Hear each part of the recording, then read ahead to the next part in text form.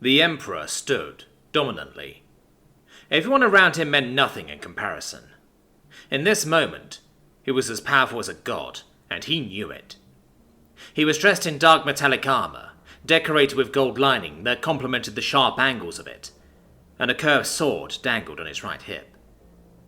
Feathers dyed red ran down the back of his head and around his eyes, making him stick out from the other Veek, who had naturally white feathers.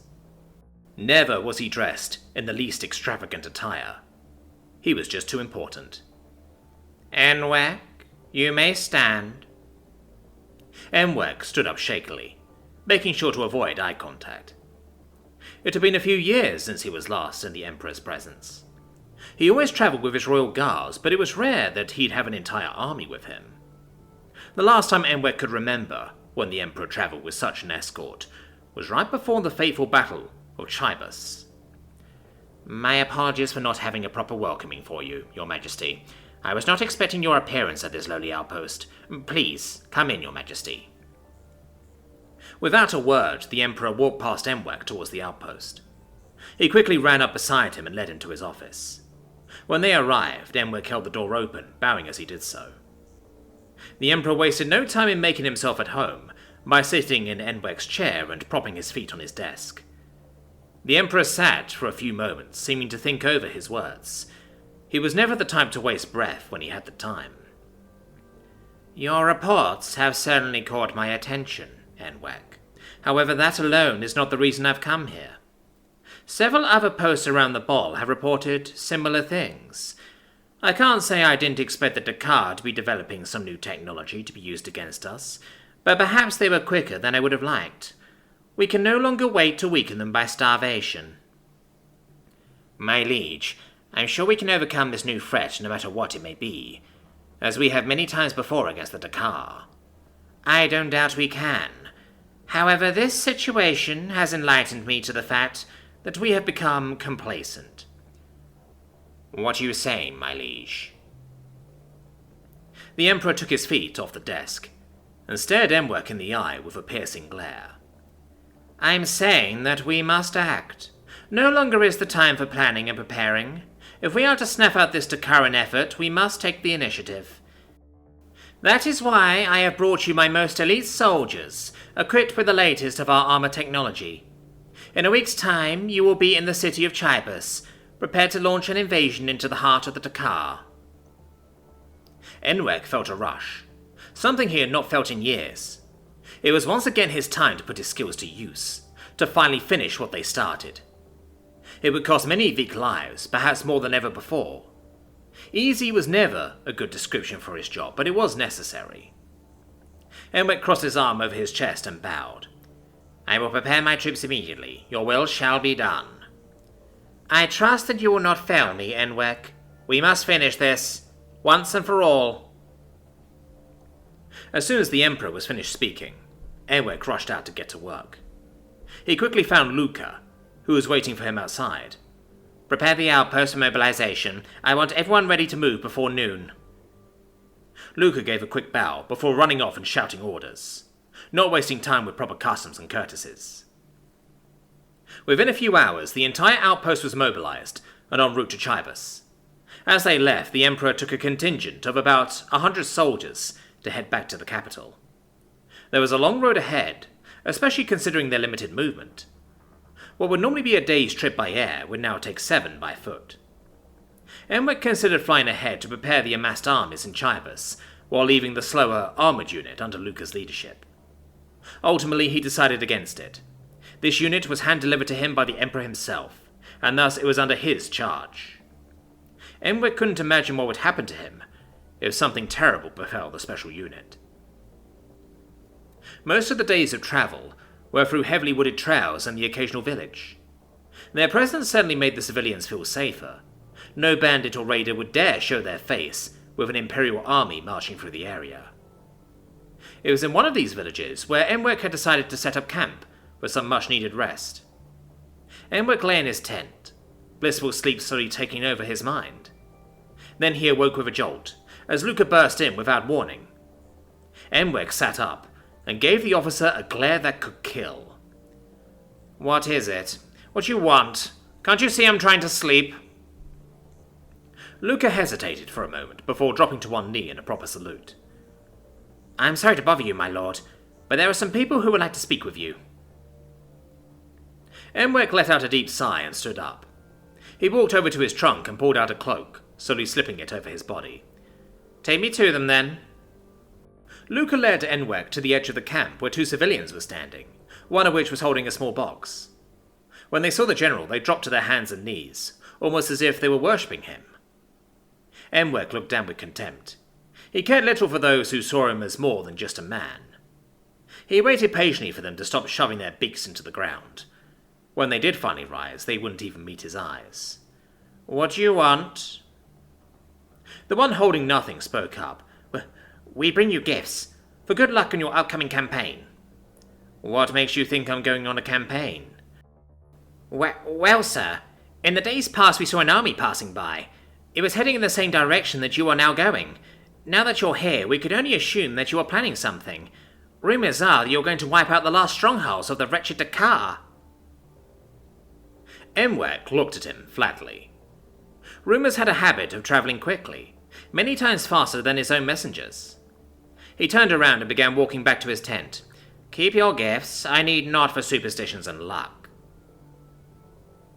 The next day was filled with more walking, as was expected. But they were getting close. The lack of villagers was a clear sign of that. Nobody wanted to even get close to that terrible city. Emek's suspicions were confirmed when the city was spotted in the distance at midday. The empty buildings loomed in the shadow of the mountains. The sight sent chills down his spine. It was late by the time they entered the city. Emwek felt that it was for the better, as they would not have to see the bodies that still hadn't been cleaned up from 10 years ago. The smell of death stuck to the city. This place was a graveyard. Emwek didn't want to think about how many graves they were walking across. In a way, he was responsible for it after all. He feared that this was in some way foreshadowing of what's to come. Whatever the case, he didn't want to spend a minute longer in this city than he had to. As they marched, lights from the Vik camps could be seen reflecting off of the empty buildings. The distant sounds from the bivouacs grew closer, slowly lifting the sullen nature of the city. Emwek saw a figure detach from a building, then dropped about halfway down before spreading their wings and flying off. He figured that the figure was a guard, going to alert their commander of Emwek's arrival. Once they finally reached the camp, 3 officers stood near the camp's entrance. The trio took a knee as soon as Emwek approached, as was custom. After a moment, the officer stood up at attention and reported. First Officer Allot reporting. 2 legions prepared and ready for battle. 100,000 men, all in all, at your service, my lord. What of the garrison? I assume we aren't going to be leaving Chibas unmanned once we move into eflonde. 1 legion will maintain a defence. However, they are separate from my command. Emwek looked back to his men. They seemed exhausted from the many days of travel. Thank you, Allot. Make sure your men are well rested. Tomorrow we will begin planning the offensive. The officer bowed before Emwek. Of course, my lord. Come this way. There is a place for you and your men to rest. Allot turned around and led Emwek into the camp. Vik soldiers sat around small fires, hardly paying attention to his arrival. They were too enthralled by the stories and hearsay of the campfire. Many smoked pipes or sipped beer. It reminded Emwek of himself when he was just a young and lowly soldier. It felt as though this was the calm before the storm. Rows of soldiers were lined up for Emwek's final inspection. The plan was set, and everyone knew their place. The 1st Legion was to attack as soon as the dawn broke. Then the special unit was to move into the city on rafts and under the cover of the first wave. From there, they can go building to building and destroy any Dakar strongpoints. The 2nd Legion was to act as reserve, plugging any gaps in the line of battle. As Emwek strolled in front of the soldiers, he thought that many of the young men he saw here this morning would likely be dead by dusk. It was going to be a bloody battle, and everyone knew it. It was now time for the final brief before the assault commenced. Emwek found some high ground on a single-story wrecked building. He swiftly lifted off his feet and flew to the roof of the building. After finding some good footing, he scanned over all of the men under his command. He took a long, deep breath before shouting in his best commanding voice, "At ease!" Not a moment later, the thunder of 100,000 soldiers changing standing position snapped out. 20 years. 20 long years we have been working to cleanse this menace known as the Dakar from our world. When our great emperor started this grand crusade, many of you were still in the nest. This was a fight of the past generation, your father's war. Or it would have been, if we had not stopped at the fateful Battle of Chipas, the battle for the city you now stand in. When you fly into battle today, remember the men whose final resting place is where they died 10 years ago in this city. Remember them, and make them proud. Today, we will write history. Today is the beginning of the end. What we do today will be felt throughout our empire and throw us into a new age. Just like we remember the heroes from our past, your deeds, your bravery, your sacrifices will also be remembered. That is all I have to say, gentlemen. Now go out and fight like hell. The pages of history are ready. Dismissed.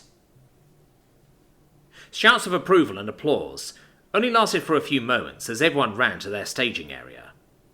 Mere minutes remained before the signal was going to be given. If anyone had doubts or fear, they did not show it. Nothing stood in the way of what was about to happen. Enweg moved to his position, where he'd give the order to attack, and waited. He watched the horizon carefully. Orange and crimson streaked against the distant clouds and across the sky. If only for a few moments, the world seemed to freeze. Stillness filled the air, not a sound could be heard. Then a bright light emanated from the distant landscape. Enweg winced a bit from the sun. He took a deep breath and blew into his officer horn. A second later, it looked as though the entire ground took off and lifted into the air as the first wave of 50,000 Vik soldiers flew into the air. The assault on Eflonde had commenced.